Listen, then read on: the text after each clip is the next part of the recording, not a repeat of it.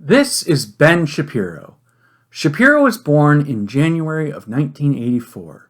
He graduated from Harvard Law in 2007, and he is very, very good at debate.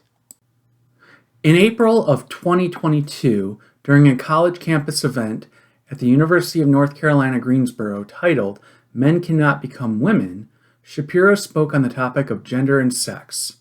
During the Q&A portion of the event, a student had this to say. Hello, my name is Quentin Merritt. I'm a mathematician and a physicist here, a double major, and I also just won the most prestigious award in the country to pursue research at any institution I want, the National Science Foundation Graduate Research Fellowship. So I think I'm pretty, qualified to say that most of what you're saying is based on, old data. So I'm going to stop it right there because this Quentin Merritt character has already used the authoritarian fallacy. He's laid out his credentials, and he is basically saying, because of these credentials, I'm an authority on the topic, when really that's another fallacy when you're debating. But my question to you, I want you all to realize that. Last month, but sure. For example, gender identity disorder, that's the DSM-4, bro. We use the DSM-5 now for psychologists to be able to talk about... I literally cited the DSM-5 in the speech, and it's called gender dysphoria, which is... So here, Shapiro begins to give his response to Quentin Merritt's argument, but instead of letting Shapiro finish, this is what Quentin does. I literally that I used throughout the speech, not gender identity disorder. You sound like disorder, a bozo, bro. And you get no pussy, and you can't even make your wife wet, bro, so what's good?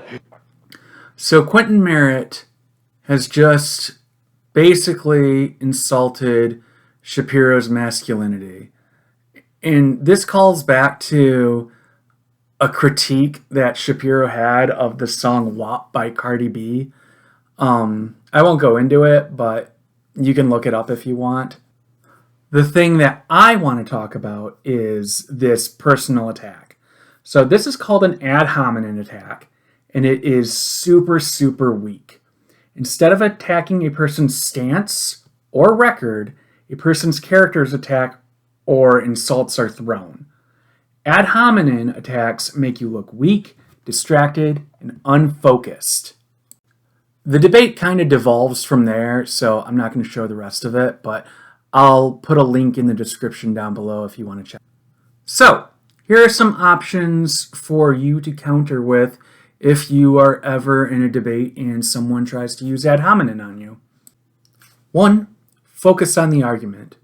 Avoid getting defensive, keep cool, and make sure to redirect the conversation back to the main topic. Don't get pulled into an insult match. The second thing you can do is you can highlight the irrelevance of the attack. If someone says you can't talk about a woman's topic because you're a man, you could say something along the lines of, and the sky is blue, what's your point?